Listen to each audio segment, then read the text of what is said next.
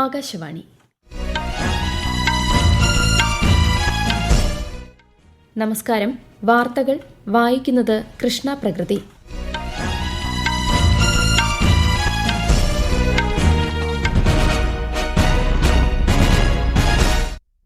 പ്രധാന വാർത്തകൾ. സംസ്ഥാനത്ത് തദ്ദേശ തിരഞ്ഞെടുപ്പിന്റെ വോട്ടെണ്ണൽ അല്പസമയത്തിനകം. വോട്ടെണ്ണൽ നടക്കുന്നത് 244 കേന്ദ്രങ്ങളിൽ. ആദ്യം എണ്ണുന്നത് പോസ്റ്റൽ വോട്ടുകൾ. തിരഞ്ഞെടുപ്പ് ഫലം എത്തിക്കാൻ വിപുലമായ സംവിധാനങ്ങളുമായി സംസ്ഥാന തിരഞ്ഞെടുപ്പ് കമ്മീഷൻ. കൊപ്രയുടെ താങ്ങുവില വർദ്ധിപ്പിക്കുന്നതുൾപ്പെടെ സുപ്രധാന തീരുമാനങ്ങളുമായി കേന്ദ്രമന്ത്രിസഭ. നാളികേര കർഷകരുടെ വരുമാനവും കൊപ്ര ഉൽപാദനവും വർദ്ധിപ്പിക്കുന്നതാണ് തീരുമാനമെന്ന് പ്രധാനമന്ത്രി നരേന്ദ്രമോദി. ലക്ഷദ്വീപിലെ മത്സ്യ കർഷകരുടെ വികസനം ലക്ഷ്യമിട്ട് നടത്തുന്ന നിക്ഷേപക സംഗമം ഇന്ന്. സ്ക്വാഷ് ലോകകപ്പ് സെമി ഫൈനലിൽ ഇന്ത്യ ഇന്ന് ഈജിപ്തിനെ നേരിടും. വാർത്തകൾ വിശദമായി. സംസ്ഥാനത്ത് 2 ഘട്ടങ്ങളിലായി നടന്ന തദ്ദേശ തിരഞ്ഞെടുപ്പിന്റെ വോട്ടെണ്ണൽ അല്പസമയത്തിനകം ആരംഭിക്കും. സംസ്ഥാനത്ത് 244 കേന്ദ്രങ്ങളിലായി രാവിലെ 8 മണിക്ക് തന്നെ വോട്ടെണ്ണൽ ആരംഭിക്കും. പോസ്റ്റൽ വോട്ടുകളാകും ആദ്യം എണ്ണുന്നത്. ജില്ലാ പഞ്ചായത്തുകളിലേക്കുള്ള തപാൽ വോട്ടുകൾ കളക്ടറേറ്റുകളിൽ എണ്ണും. കോർപ്പറേഷൻ, മുനിസിപ്പാലിറ്റി തലങ്ങളിൽ അതത് സ്ഥാപനങ്ങളുടെ വോട്ടെണ്ണൽ നടക്കും. ഗ്രാമ, ബ്ലോക്ക്, ജില്ലാ പഞ്ചായത്തുകളുടെ വോട്ടെണ്ണൽ ബ്ലോക്ക് തല കേന്ദ്രങ്ങളിലാണ് നടത്തുക. സംസ്ഥാനത്ത് ശക്തമായ മത്സരം നടന്ന തിരുവനന്തപുരം നഗരസഭയടക്കം ജില്ലയിലെ തദ്ദേശ സ്ഥാപനങ്ങളിലെ ഫലപ്രഖ്യാപനത്തിനായി ആകാംക്ഷയോടെ കാത്തിരിക്കുകയാണ് മുന്നണികളും വോട്ടർമാരും. കൂടുതൽ വിവരങ്ങളുമായി ആകാശവാണി ലേഖകൻ സ്മിതി എം പള്ളുരുത്തി. അല്പസമയത്തിനകം തപാൽ വോട്ടുകൾ എണ്ണാൻ ആരംഭിക്കും. ഇത് പൂർത്തിയാക്കിയ ശേഷമായിരിക്കും വിവിധ കേന്ദ്രങ്ങളിൽ വോട്ടിംഗ് യന്ത്രങ്ങളിലെ വോട്ടുകൾ എണ്ണാൻ ആരംഭിക്കുന്നത്. അരമണിക്കൂറിനകം തന്നെ ആദ്യ ഫലം പുറത്തുവരും എന്നാണ് പ്രതീക്ഷിക്കുന്നത്. ഉച്ചയ്ക്ക് 2 മണിക്ക് മുമ്പ് വോട്ടെണ്ണൽ നടപടികൾ പൂർണ്ണമാക്കാൻ കഴിയുമെന്നാണ് സംസ്ഥാന തെരഞ്ഞെടുപ്പ് കമ്മീഷൻ ആകാശവാണിയോട് പറഞ്ഞത്. ഓരോ ബൂത്തിലെയും വോട്ടുകൾ എണ്ണിക്കഴിയുമ്പോൾ തന്നെ തെരഞ്ഞെടുപ്പ് കമ്മീഷൻ ഓൺലൈനായി വിവരങ്ങൾ പുറത്തുവിടും. തദ്ദേശ തിരഞ്ഞെടുപ്പ് ഫലം കൃത്യവും സമഗ്രവുമായി ജനങ്ങളിലെത്തിക്കാനുള്ള സംവിധാനങ്ങളാണ് സംസ്ഥാന തിരഞ്ഞെടുപ്പ് കമ്മീഷൻ ഒരുക്കിയിട്ടുള്ളത്. കമ്മീഷന്റെ ട്രെൻഡ് വെബ്സൈറ്റിൽ നിന്നും ഫലം തത്സമയം അറിയാം. സംസ്ഥാനത്തെ മുഴുവൻ തദ്ദേശ സ്ഥാപനങ്ങളുടെയും ഫലം ജില്ലാ അടിസ്ഥാനത്തിൽ ഗ്രാമപഞ്ചായത്ത്, ബ്ലോക്ക് പഞ്ചായത്ത്, ജില്ലാ പഞ്ചായത്ത്, മുനിസിപ്പാലിറ്റി, കോർപ്പറേഷൻ എന്നിങ്ങനെ തിരിച്ച് ഒറ്റനോട്ടത്തിൽ മനസ്സിലാകുന്ന വിധം സൈറ്റിൽ ലഭ്യമാകും. ഓരോ ബൂത്തിലെയും സ്ഥാനാർത്ഥികളുടെ വോട്ട് നില അപ്പോൾ തന്നെ സൈറ്റിൽ അപ്ലോഡ് ചെയ്യും. ഓരോ തദ്ദേശ സ്ഥാപനങ്ങളിലെയും ലീഡ് നില വാർഡ് അടിസ്ഥാനത്തിൽ മനസ്സിലാക്കാം. തിരുവനന്തപുരം ജില്ലയിൽ വോട്ടെണ്ണൽ ഒരുക്കങ്ങൾ പൂർത്തിയായി. കൂടുതൽ വിവരങ്ങളുമായി ആകാശവാണി തിരുവനന്തപുരം ജില്ലാ പ്രതിനിധി രജു കോലിയക്കോട്.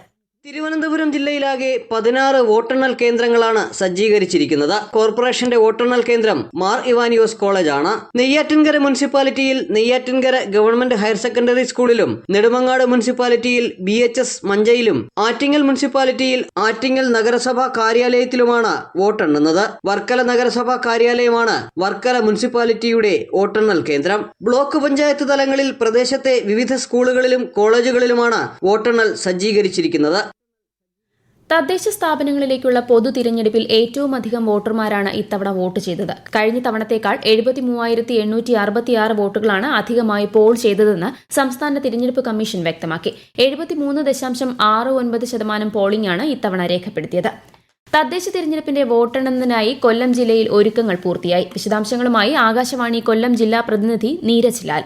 വോട്ടെണ്ണലിനുള്ള തയ്യാറെടുപ്പുകൾ ജില്ലയിലെ 16 കേന്ദ്രങ്ങളിൽ പൂർത്തിയായി. 11 ബ്ലോക്ക് തല കേന്ദ്രങ്ങളിൽ ഗ്രാമപഞ്ചായത്തുകളുടെയും 4 നഗരസഭാ തല കേന്ദ്രങ്ങളിൽ അതത് നഗരസഭകളുടെയും വോട്ടെണ്ണൽ നടക്കും. കൊല്ലം കോർപ്പറേഷന്റെ വോട്ടുകൾ എണ്ണുക തേവള്ളി ബോയ്സ് ഹയർ സെക്കൻഡറി സ്കൂളിലാണ്. ഗ്രാമ, ബ്ലോക്ക്, ജില്ലാ പഞ്ചായത്തുകളുടെ വോട്ടെണ്ണൽ ബ്ലോക്ക് തലത്തിലുള്ള കേന്ദ്രത്തിലായിരിക്കും നടക്കുക.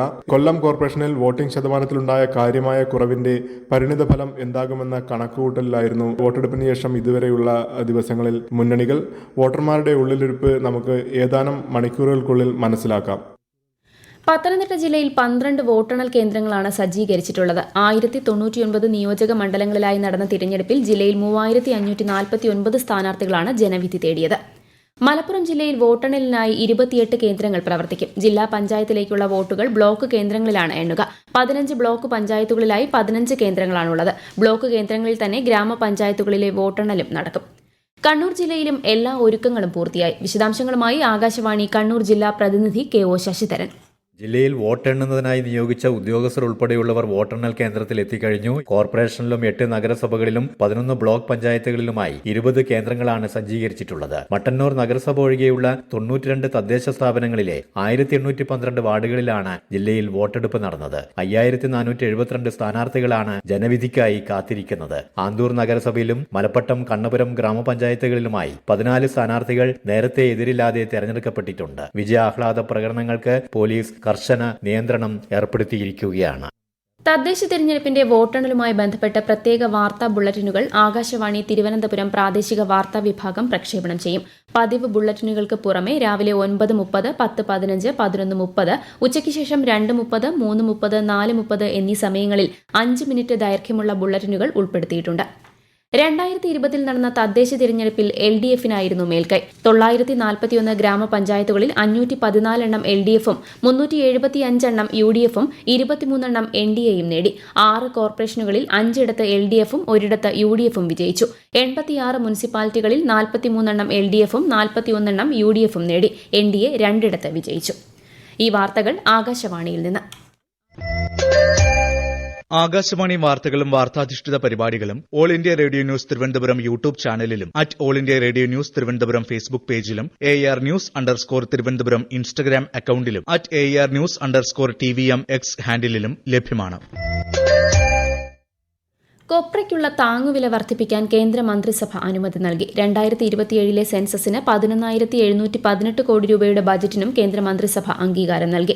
2026 കാലയളവിലെ കൽക്കരി ലിങ്കേജ് നയത്തിന്റെ പരിഷ്കാരങ്ങൾക്കായുള്ള കോൾ സേതു പദ്ധതിക്കും കേന്ദ്രമന്ത്രിസഭ അംഗീകാരം നൽകി. കൊപ്രയ്ക്കുള്ള താങ്ങുവില വർദ്ധിപ്പിക്കാനുള്ള കേന്ദ്രമന്ത്രിസഭാ തീരുമാനം നാളികേര കർഷകരുടെ വരുമാനവും കൊപ്ര ഉൽപാദനവും വർദ്ധിപ്പിക്കുമെന്ന് പ്രധാനമന്ത്രി നരേന്ദ്രമോദി സമൂഹമാധ്യമത്തിൽ കുറിച്ചു. രാഷ്ട്രപതി ദ്രൌപദി മുർമുവിന്റെ മണിപ്പൂർ സന്ദർശനം പുരോഗമിക്കുന്നു. ഇംഫാലിലെ ന്യൂപി ലാൽ മെമ്മോറിയൽ കോംപ്ലക്സിൽ മണിപ്പൂരിലെ ധീര വനിതകൾക്ക് രാഷ്ട്രപതി ശ്രദ്ധാഞ്ജലി അർപ്പിച്ചു. സേനാപതിയിൽ പൊതുസമ്മേളനത്തെ അഭിസംബോധന ചെയ്ത ശ്രീമതി മുർമു വിവിധ വികസന പദ്ധതികളുടെ ഉദ്ഘാടനവും തറക്കല്ലിടലും ഇന്നലെ നിർവഹിച്ചു.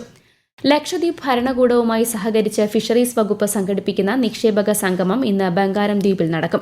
കേന്ദ്രമന്ത്രിമാരായ Rajiv Ranjan Singh, SP Singh Baghel, George Kurian, Lakshadweep administrator Praful Patel അടക്കം നിരവധി പേർ സംഗമത്തിൽ പങ്കെടുക്കും. ലക്ഷദ്വീപിന്റെ മത്സ്യബന്ധന സാധ്യതകൾ തുറക്കുന്നതിനൊപ്പം ദ്വീപ് വികസനത്തിനുമുള്ള സുപ്രധാന ചുവടുവയ്പ്പാണ് നിക്ഷേപക സംഗമം. ചെന്നൈയിൽ നടക്കുന്ന സ്ക്വാഷ് ലോകകപ്പ് സെമി ഫൈനലിൽ ഇന്ത്യ ഇന്ന് നിലവിലെ ചാമ്പ്യന്മാരായ ഈജിപ്തിനെ നേരിടും. മറ്റൊരു സെമിയിൽ ഹോങ്കോങ് ജപ്പാനുമായി ഏറ്റുമുട്ടും. രാജ്യത്തെ നടുക്കിയ പാർലമെന്റ് ആക്രമണം നടന്നിട്ട് ഇന്ന് 24 വർഷം. ഭീകരാക്രമണത്തിൽ ജീവൻ നഷ്ടപ്പെട്ട സുരക്ഷാ ഉദ്യോഗസ്ഥർ ഉൾപ്പെടെ എല്ലാവർക്കും രാഷ്ട്രം ഇന്ന് ആദരാഞ്ജലി അർപ്പിക്കും. ഉപരാഷ്ട്രപതി, പ്രധാനമന്ത്രി, ലോക്സഭാ സ്പീക്കർ ഉൾപ്പെടെയുള്ളവർ രാവിലെ പാർലമെന്റ് മന്ദിര പരിസരത്ത് രക്തസാക്ഷി സ്മാരകത്തിൽ പുഷ്പാർച്ചന നടത്തും. തീവ്ര വോട്ടർ പട്ടിക പരിഷ്കരണവുമായി ബന്ധപ്പെട്ട് പശ്ചിമബംഗാൾ, തമിഴ്നാട്, ഉത്തർപ്രദേശ്, കേരളം എന്നിവയുൾപ്പെടെ 8 പ്രധാന സംസ്ഥാനങ്ങളിൽ ഇലക്ട്രൽ റോൾ നിരീക്ഷകരെ നിയമിച്ച് കേന്ദ്ര തിരഞ്ഞെടുപ്പ് കമ്മീഷൻ. SROമാർ ഇതിനകം തന്നെ അവരുടെ പ്രവർത്തനങ്ങൾ ആരംഭിച്ചിട്ടുണ്ടെന്നും കമ്മീഷൻ അറിയിച്ചു. തായ്ലൻഡ് കംബോഡിയ അതിർത്തിയിൽ ഒരാഴ്ചയായി തുടരുന്ന സംഘർഷത്തിൽ 20-ലേറെ പേർ കൊല്ലപ്പെട്ടു. 1,00,000-ലധികം പേർ വീടുപേക്ഷിച്ചു പോയി. അതേസമയം വെടിനിർത്തൽ കരാറിന് തായ്ലൻഡും കംബോഡിയയും സമ്മതിച്ചതായി അമേരിക്കൻ പ്രസിഡന്റ് ഡൊണാൾഡ് ട്രംപ് അറിയിച്ചു. 8ാമത് India Australia foreign office consultations ഇന്നലെ വിയന്നയിൽ നടന്നു. ഇരു രാജ്യങ്ങളും തമ്മിലുള്ള ഉഭയകക്ഷി സഹകരണം യോഗത്തിൽ ചർച്ച ചെയ്തു. വ്യാപാരം, സാമ്പത്തിക സഹകരണം, രാഷ്ട്രീയം, ശാസ്ത്ര സാങ്കേതിക വിദ്യ തുടങ്ങിയ മേഖലകളിലും ചർച്ചകൾ നടന്നു. രാജ്യത്തെ ഭക്ഷ്യവില നിരക്കിൽ കുറവ് 3.91% ഇടിവ് രേഖപ്പെടുത്തി. ഒക്ടോബറിൽ രേഖപ്പെടുത്തിയ 5%-ത്തേക്കാൾ 3.91% ഇടിവാണ് നവംബറിൽ രേഖപ്പെടുത്തിയത്. അതേസമയം വാർഷിക പണപ്പെരുപ്പ നിരക്കിൽ നേരിയ വർധനയുണ്ട്. മുൻവർഷം നവംബറിനെ അപേക്ഷിച്ച് ഈ വർഷം 0.71%-ആയാണ് ഉയർന്നതെന്ന് കേന്ദ്ര സ്ഥിതിവിവര പദ്ധതി നിർവഹണ മന്ത്രാലയ കണക്കിൽ വ്യക്തമാക്കുന്നു. ഗ്രാമപ്രദേശങ്ങളിലെ പണപ്പെരുപ്പം 0.1%-ആയും നഗരപ്രദേശങ്ങളിൽ 1.4%-ആയും ഉയർന്നു. 30ാമത് അന്താരാഷ്ട്ര ചലച്ചിത്രമേളയുടെ 2ാം ദിവസമായ ഇന്ന് 72 ചിത്രങ്ങൾ പ്രദർശിപ്പിക്കും. ഹോമേജ് വിഭാഗത്തിൽ MT വാസുദേവൻ നായർ തിരക്കഥയെഴുതി സംവിധാനം ചെയ്ത നിർമാല്യം ഉൾപ്പെടെയുള്ള ചിത്രങ്ങൾ ഇന്ന് പ്രദർശിപ്പിക്കും. കെനിയൻ തലസ്ഥാനമായ നെയ്റോബിയിൽ ഇന്നലെ നടന്ന ഐക്യരാഷ്ട്ര പരിസ്ഥിതി അസംബ്ലിയുടെ 7ാമത് യോഗത്തിൽ കാട്ടുതീ നിയന്ത്രണം ശക്തിപ്പെടുത്തുന്നതുമായി ബന്ധപ്പെട്ട് ഇന്ത്യ അവതരിപ്പിച്ച പ്രമേയത്തിന് അംഗീകാരം. ലോകമെമ്പാടും വർദ്ധിച്ചുവരുന്ന കാട്ടുതീ ഭീഷണി പരിഹരിക്കേണ്ടതിന്റെ അടിയന്തര ആവശ്യകതയെ ഉയർത്തിക്കാട്ടുന്നതായും ഇതിനായുള്ള അന്താരാഷ്ട്ര സഹകരണം വർദ്ധിപ്പിക്കുകയും ചെയ്യുക എന്നതായിരുന്നു ഇന്ത്യയുടെ പ്രമേയം. പ്രധാന വാർത്തകൾ വീണ്ടും. സംസ്ഥാനത്ത് തദ്ദേശ തിരഞ്ഞെടുപ്പിന്റെ വോട്ടെണ്ണൽ അല്പസമയത്തിനകം. വോട്ടെണ്ണൽ നടക്കുന്നത് 244 കേന്ദ്രങ്ങളിൽ. ആദ്യം എണ്ണുന്നത് പോസ്റ്റൽ വോട്ടുകൾ. തിരഞ്ഞെടുപ്പ് ഫലം എത്തിക്കാൻ വിപുലമായ സംവിധാനങ്ങളുമായി സംസ്ഥാന തിരഞ്ഞെടുപ്പ് കമ്മീഷൻ. കൊപ്രയുടെ താങ്ങുവില വർദ്ധിപ്പിക്കുന്നതുൾപ്പെടെ സുപ്രധാന തീരുമാനങ്ങളുമായി കേന്ദ്രമന്ത്രിസഭ. നാളികേര കർഷകരുടെ വരുമാനവും കൊപ്ര ഉൽപാദനവും വർദ്ധിപ്പിക്കുന്നതാണ് തീരുമാനമെന്ന് പ്രധാനമന്ത്രി നരേന്ദ്രമോദി. ലക്ഷദ്വീപിലെ മത്സ്യ കർഷകരുടെ വികസനം ലക്ഷ്യമിട്ട് നടത്തുന്ന നിക്ഷേപക സംഗമം ഇന്ന്. സ്ക്വാഷ് ലോകകപ്പ് സെമിഫൈനലിൽ ഇന്ത്യ ഇന്ന് ഈജിപ്തിനെ നേരിടും. വാർത്തകൾ കഴിഞ്ഞു. അടുത്ത വാർത്താ പ്രക്ഷേപണം രാവിലെ 9:30.